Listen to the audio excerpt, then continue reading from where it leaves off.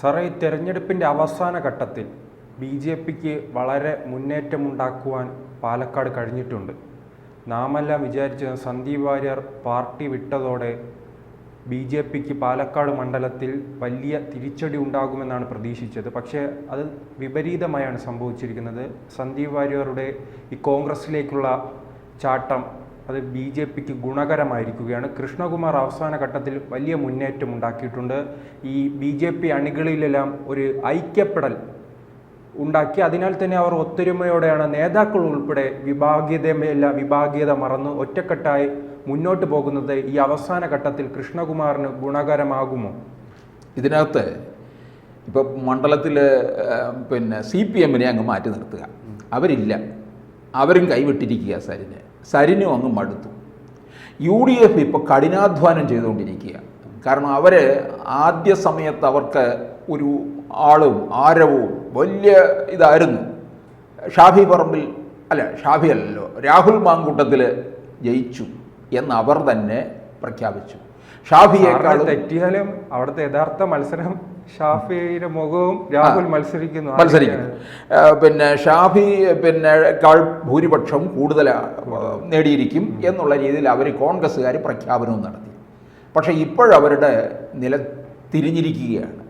ഈ BJP-യിൽ നിന്ന് ഒരു സാധനത്തെ അവിടെ എടുത്തു വെച്ചിട്ടില്ലേ, ആ സാധനം അവിടെ ചെന്ന് കഴിഞ്ഞപ്പം നാശം സംഭവിക്കാൻ തുടങ്ങി. ഇല്ല, നമ്മൾ സിനിമയിൽ സാറ മുൻപ് സൂചിപ്പിച്ചതുപോലെ ഇത് എവിടെ ഇരിക്കുന്നോ അവിടെ കലഹമാണ് അല്ലേ. അപ്പൊ സന്ദീപ് വാര്യർ ഒരു മാൻഡ്രേക്കാണ്. അപ്പൊ കോൺഗ്രസ് എന്ന് പറയുന്ന അത് നശിക്കാൻ പോവുകയാണ്. അതിനാണ് BJP സന്തോഷത്തോടുകൂടി ഈ നശിക്കാൻ പോകുന്നതിന് തെളിവാണ് പാണക്കാട്ടേക്ക് പോയത്. പാണക്കാട് എന്തോ ഗണപതിയാണ്, അത് പോയി വിഘ്നങ്ങളെല്ലാം തീർത്ത് തേങ്ങ ഉടച്ചുകൊണ്ട് വരാനായിട്ട്.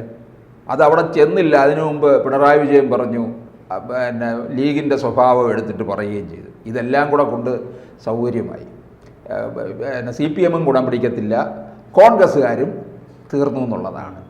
അപ്പോൾ നേട്ടം ആർക്കുണ്ടാകുന്നു? BJP-യുടെ ആദ്യ സമയത്ത് പലരും കണക്ക് കൂട്ടി, ശോഭാ സുരേന്ദ്രനെ ഇറങ്ങണമായിരുന്നു, എങ്കിൽ മണ്ഡലം പിടിക്കും. കാരണം 2016 ശോഭ ഇറങ്ങി വോട്ട് വിഹിതമൊക്കെ വർദ്ധിപ്പിച്ചു. ശോഭ മറ്റിടങ്ങളിലൊക്കെ മത്സരിച്ചപ്പോൾ അത് കേരളം മുഴുവൻ, ഈ ദേശീയ തലത്തിൽ പോലും അത് വലിയ ചർച്ചയായി. കാരണം BJP-യിലെ ഒരു തീപ്പൊരിയാണ് ശോഭാ സുരേന്ദ്രൻ. അത് പാലക്കാട് ഉണ്ടാകും എന്ന് പറഞ്ഞു. പക്ഷേ ഔദ്യോഗിക വിഭാഗം കൃഷ്ണകുമാറിനെ പിന്തുണച്ചുകൊണ്ട് കൃഷ്ണകുമാറിനെ ആണ് രംഗത്തിറക്കിയത്. കൃഷ്ണകുമാർ മുമ്പ് മലമ്പുഴയിൽ VS-നെതിരെ മത്സരിച്ചു, 2019 ലോക്സഭയിലേക്ക് മത്സരിച്ചു. അങ്ങനെ സജീവമായിട്ട് പാലക്കാട് നഗരസഭ BJP-യാണ് ഭരിക്കുന്നത് 2 തവണയായിട്ട്. ഇതൊക്കെ കൃഷ്ണകുമാറിന് അനുകൂലമാണെന്നും പറഞ്ഞ് ഔദ്യോഗിക വിഭാഗം അങ്ങോട്ടേക്ക് കൊണ്ടുവന്നു. പിന്നെ സുരേന്ദ്രൻ്റെ പേരും പറഞ്ഞിരുന്നു എന്നുള്ളതാണ്. അപ്പോൾ ഈ വിഭിന്ന അഭിപ്രായങ്ങളും ഒരു ഒരുമയുടെ കുറവും അവിടെ ഉണ്ടായിരുന്നു BJP-ക്ക്. പക്ഷേ സന്ദീപ് വാര്യർ പോയതോടുകൂടി BJP ക്യാമ്പുകൾ അങ്ങ് ആവേശത്തിലായി. RSS-കാരെല്ലാം രംഗത്തിറങ്ങി. നേരത്തെ ഉണ്ട്. കാരണം ഈ മണ്ഡലം പിടിച്ചെടുക്കണം, ഈ മണ്ഡലത്തിൽ നിന്നായിരിക്കണം കേരളത്തിലെ BJP അധികാരത്തിൽ വരുന്നതിൻ്റെ സൂചകം. ഇവിടെ നിന്നായിരിക്കണം, ഇവിടെ നിന്ന് പച്ചക്കൊടി വീശിക്കൊണ്ടായിരിക്കും തുടക്കം. പച്ചക്കൊടി എന്ന് പറഞ്ഞാൽ തെറ്റിദ്ധരിക്കരുത്, അത് പുറപ്പെടാനുള്ളതിൻ്റെ. അപ്പോൾ അത് നിയമത്തെ മാറ്റി നിർത്താം എന്നുള്ള രീതിയിൽ പാലക്കാട് നിന്ന് തന്നെ തുടങ്ങാം എന്നുള്ള രീതിയിലാണ് RSS-ൻ്റെ അടിത്തട്ട് അവിടെ മുഴുവൻ പ്രവർത്തിച്ചു കൊണ്ടിരിക്കുന്നത്. ആ പ്രവർത്തനം വളരെ ശക്തവുമാണ്. ഈ കോൺഗ്രസ്സുകാരെ പോലെ വലിയ ആവേശവും വേറെ തരത്തിലുള്ള ആഹ്ലാദ പ്രകടനമൊന്നും അല്ല.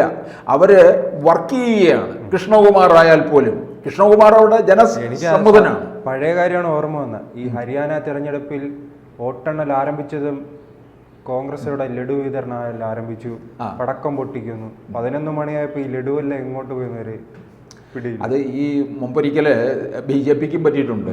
BJP രാജഗോപാൽ മത്സരിക്കുക ഏതാണ്ട് വിജയിച്ചു എന്നുള്ള ഒരു ഘട്ടമെത്തി. മാരാർജി ഭവനിൽ നിന്ന് BJP കൊടിയൊക്കെ ഉയർത്തി അങ്ങ്. കാരണം ആരും വിശ്വസിച്ചു പോയി. അല്ല, അത് തന്നെ 12 മണി 1 മണിയോടെ ആയിരുന്നു. ഇത് ഇവിടെ 10 മണിയായപ്പോഴത്തേന് ലഡു വിതരണം ആരംഭിച്ചു. അവസാനം ലഡു ആർക്ക് കൊടുക്കണമെന്നുള്ളത് ഒരു പിടുത്തവും ഇല്ലാതായിപ്പോയല്ലേ.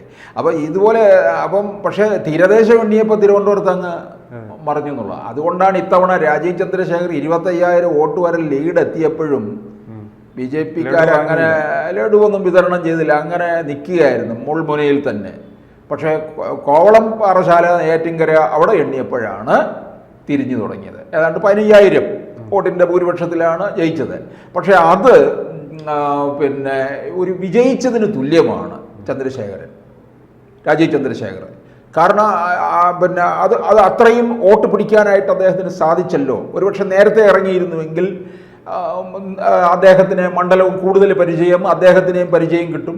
അപ്പോൾ വിജയസാധ്യത ഉറപ്പാക്കാമായിരുന്നു. അതൊക്കെ BJP-യുടെ ഒരു പിടിപ്പുകേടാണ് സംസ്ഥാന ഘടകത്തിൻ്റെ. ഇനിയിപ്പോൾ ഇവിടെ BJP-ക്കാരെന്ത് ചെയ്തറിയാം, ഇവരിൽ പാലക്കാട് പൊതുവേ BJP-ക്കകത്തും വിഭാഗീയതയുണ്ട്. ഇപ്പോൾ അവർ ആ വിഭാഗീയതയെല്ലാം മറന്ന് ഒന്നിച്ചു നിൽക്കുകയാണ്. ശോഭാ സുരേന്ദ്രൻ മണ്ഡലത്തിൽ ക്യാമ്പ് ചെയ്തുകൊണ്ട് തന്നെ പ്രവർത്തിക്കുകയാണ്. ശോഭാ സുരേന്ദ്രൻ സന്ദീപ് വാര്യർ പോയതിനു ശേഷം ഗംഭീര ഒരു പ്രസംഗം തന്നെ നടത്തി അവിടെ പാലക്കാട് മണ്ഡലത്തിൽ. നിർത്തി പൊരിച്ച് സന്ദീപ് വാര്യരെ. സന്ദീപ് വാര്യര് ഈ നരേന്ദ്രമോദി, അമിത്ഷാ ഇങ്ങനെയുള്ള വ്യക്തികളല്ല പ്രധാനം എന്ന് കൃത്യമായി പറയുന്നുണ്ട്. നമ്മൾ പാർട്ടിയാണ്, പാർട്ടിക്കൊരു ആശയമുണ്ട്, ആ നിലപാടിൽ ഉറച്ചു നിൽക്കുക. സന്ദീപ് വാര്യരൊക്കെ പോകട്ടെ എന്നുള്ള രീതിയിൽ തന്നെയാണ്. അപ്പോൾ അത് അങ്ങനെ എല്ലാവരും കൂടി ഒന്നിച്ചപ്പോൾ സംഭവങ്ങൾ മാറി. അതിനിടയ്ക്കാണ് ഈ കോൺഗ്രസിന് പറ്റിയ ഒരു അക്കിടി, സന്ദീപ് വാര്യർ പാണക്കാട് പോയത്. അത് അവർക്ക് തിരിച്ചടി ഉണ്ടാക്കി. അത് വോട്ട് വിഹിതം കുറയ്ക്കും എന്നുള്ളതാണ്. തോൽവിയിലേക്ക് തന്നെയാണ് പോകുന്നത് ഇപ്പോൾ കോൺഗ്രസ്. അപ്പോൾ ഇവിടെ വിജയസാധ്യതയിലേക്ക് നീങ്ങുകയാണ്. അപ്പോൾ BJP ക്യാമ്പുകൾ തന്നെ ഏതാണ്ടൊരു ഉത്സവ അന്തരീക്ഷത്തിലേക്കും അവർ മണ്ഡലം പിടിക്കും എന്നുള്ള രീതിയിലുള്ള പ്രവർത്തനവുമാണ്. E. ശ്രീധരൻ മത്സരിച്ചപ്പോൾ പിന്നെ കൊടും ചൂടിനെ പോലും ഏപ്രിൽ മെയ് മാസത്തിലായിരുന്നല്ലോ തിരഞ്ഞെടുപ്പ്, അവഗണിച്ചുകൊണ്ടാണ് എല്ലാവരും രംഗത്തെത്തിയത്. ഏതാണ്ട് 3800-ലധികം വോട്ടിൻ്റെ ഭൂരിപക്ഷത്തിൽ ഷാഫി വിജയിച്ചു. അപ്പം മനസ്സിലാക്കാമല്ലോ അത്ര ടൈറ്റായിട്ടുള്ള ഒരു മത്സരമാണ് അവിടെ നടന്നത്. CPM-ൻ്റെ സ്ഥാനാർത്ഥി അവിടെ അപ്രസക്തനായി എന്നുള്ളതാണ്. പാലക്കാട് ഇവർ ഏതാണ്ട് CPM കൈവിട്ടിരിക്കുകയാണ്. പക്ഷേ ഇപ്പോൾ കോൺഗ്രസ്സുകാർക്ക് വളരെ ശക്തമായിട്ട് വർക്ക് ചെയ്യേണ്ട അവസ്ഥയിലാണ്. CPM പല വിവാദങ്ങളുമൊക്കെ ഇവിടെ ഉണ്ടാക്കി. CPM-നെ ഒരുപാട് പ്രശ്നങ്ങൾ നേരിട്ടുകൊണ്ടിരിക്കുകയാണല്ലോ. ഈ PP ദിവ്യ വിഷയമൊക്കെ ഇപ്പോഴും ആ മണ്ഡലത്തിൽ ചർച്ച ചെയ്യുന്നുണ്ട്. പിന്നീട് വന്നിട്ട് ഈ റെയ്ഡ് നാടകമൊക്കെ തന്നെ ഇവർക്ക് തന്നെ തിരിച്ചടിയായില്ലേ, ട്രോളി. ഇതെല്ലാം ഇവർക്ക് തിരിച്ചടി ഉണ്ടാക്കുകയും ചെയ്തു എന്നുള്ളതാണ്. അപ്പോൾ നമ്മൾ വിചാരിച്ചു കോൺഗ്രസിന് അനുകൂലമാണ്. പക്ഷേ ആ കോൺഗ്രസ് അതിനനുസരിച്ച് നിന്നില്ല. പാണക്കാടിനെ കണ്ടെങ്കിൽ മാത്രമേ സന്ദീപിന് അങ്ങോട്ട് മുമ്പോട്ട് പോകാൻ കഴിയൂ എന്നുള്ള രീതിയിൽ എത്തി. ആ കോൺഗ്രസ്സുകാരെ VD സതീശനെ പോലുള്ളവർ തന്നെ അതിന് കുഴി വെട്ടുകയും ചെയ്തു എന്നുള്ളതാണ്. അപ്പോൾ പാലക്കാട് കൃഷ്ണകുമാർ ഒരു കയറ്റമങ്ങ് കയറിക്കൊണ്ടുവരിക്കുകയാണ്. അവർക്ക് പിടിച്ചെടുക്കുക എന്നുള്ള രീതിയിലാണ്.